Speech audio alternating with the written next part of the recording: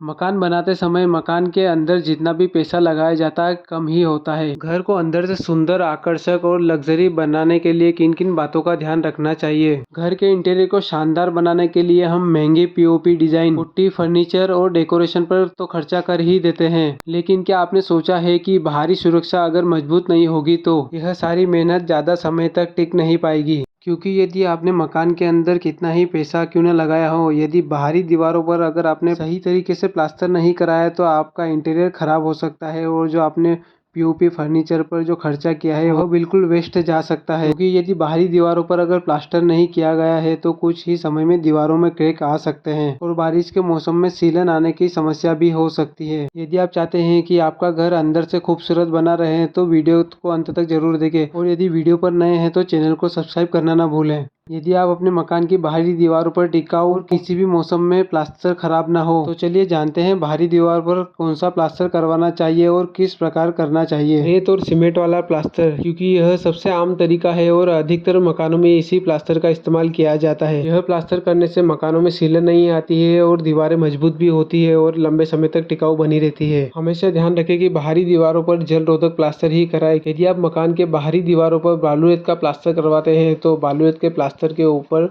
White cement primer या फिर बाहरी एक्सटीरियर पेंट करवाना जरूरी होता है। क्योंकि यदि मकान की बाहरी दीवार पर बालू रेत का प्लास्टर होता है तो बालू रेत के प्लास्टर में सीलन आने की समस्या हो सकती है। और यदि आप बाहरी दीवारों पर सीमेंट और रेत वाला प्लास्टर करते हैं तो इस प्रकार से दीवार पर पानी बहकर निकल जाता है, जिससे दीवारों में सीलन नहीं आती है और आपके मकान का इंटीरियर लंबे समय तक मजबूत और टिकाऊ बना रहता है। यदि आप बाहरी दीवारों के लिए मशीन से बनाई गई रेत का उपयोग करते हैं तो आपको इसके अंदर बालू रेत का मिश्रण करना पड़ सकता है, क्योंकि मशीन के रेत के दाने बिल्कुल एक जैसे और बड़े बड़े होते हैं, जिसके कारण दीवारों पर माल अच्छी तरीके से चिपकता नहीं है। इसलिए जब भी आप दीवारों पर प्लास्टर करने के लिए मशीन की रेत का उपयोग करते हैं तो आपको मशीन के रेत के अंदर बालू रेत का मिश्रण करना जरूरी है। और यदि आप प्लास्टर के लिए रिवर सैंड का उपयोग करते हैं तो यह काफी अच्छा ऑप्शन हो सकता है, क्योंकि रिवर सैंड बिल्कुल प्राकृतिक होती है, जिसके कारण उसके दाने छोटे बड़े होते हैं। जिसके कारण रिवर सैंड का जब भी मसाला तैयार किया जाता है तो काफी अच्छे तरीके से तैयार होता है और दीवार पर भी काफी अच्छी तरीके से चिपकता है। और यदि प्लास्टर के लिए आप रिवर सैंड का उपयोग करते हैं तो रिवर सैंड के अंदर आपको बालू रेत को भी मिक्स नहीं करना पड़ता है और फिर भी माल अच्छी तरीके से दीवारों पर चिपकता है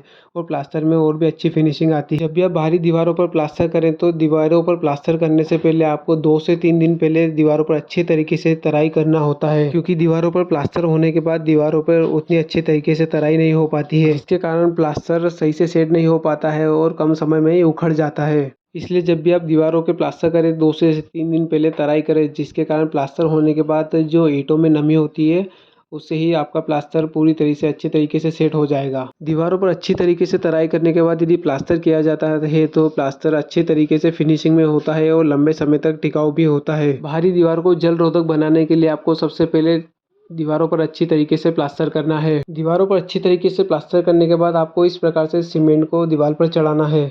दीवार पर सीमेंट चढ़ाने के लिए जब भी आप सीमेंट को पानी में घोले तो उसको ना ही ज़्यादा टाइट रखें और ना ही ज़्यादा पतला करें। सीमेंट को एक जैसा मीडियम रखें, जो कि गुटकी या फन्नल में इस प्रकार से लेकर दीवार पर चढ़ाया जा सके और दीवार पर अच्छी फिनिशिंग आ सके। बाहरी दीवारों पर सीमेंट वाला प्लास्टर करने का फायदा यह होता है कि प्लास्टर करने के बाद दीवारों पर बिल्कुल प्योर सीमेंट चढ़ाया जाता है, जिसके कारण प्लास्टर लंबे समय तक टिकाऊ बना रहता है और सीलन आने की भी समस्या नहीं होती है। और यदि आप इसके ऊपर कोई एक्सटीरियर पेंट या कलर या अस्तर नहीं भी करवाते फिर भी यह लंबे समय तक टिकाऊ बना रहता है, जिसके कारण आपके मकान का इंटीरियर अंदर से खराब नहीं होगा और लंबे समय तक टिकाऊ रहेगा। जब भी आप मकान बनाए तो कोशिश करें कि बाहरी दीवारों पर प्लास्टर जरूर करें, क्योंकि बाहरी दीवारों पर धूप, बारिश और हवा से दीवारें जल्दी खराब हो सकती है। इसलिए बाहरी दीवारों पर प्लास्टर करना बहुत ही जरूरी हो जाता है। आज की वीडियो में इतना ही। अगर वीडियो अच्छी लगी तो इसे लाइक करें और चैनल पर नए हैं तो इसे सब्सक्राइब कर लें। मिलते हैं अगली वीडियो में, तब तक अपना ख्याल रखें। धन्यवाद।